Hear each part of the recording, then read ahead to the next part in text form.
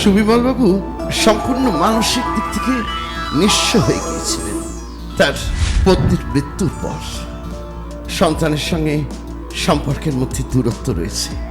একই বাড়িতে একই ছাদের নিচে থাকলেও এই একমাত্র স্ত্রী ছিলেন তার অবলম্বন।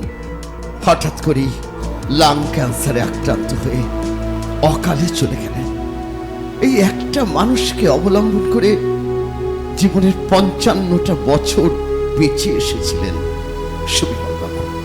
তাই সর্বহারার আকুল আরতি ছড়ে পড়ল তার কণ্ঠস্বরে, ফিরে এসো, ফিরে এসো মনোরমা।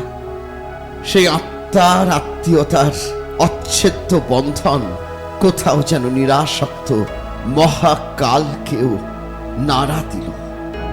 তাই স্বামীর প্রত্যাশা চরিতার্থ করতে সেই গৃহেই জন্মগ্রহণ করলেন তিনি নবরূপে।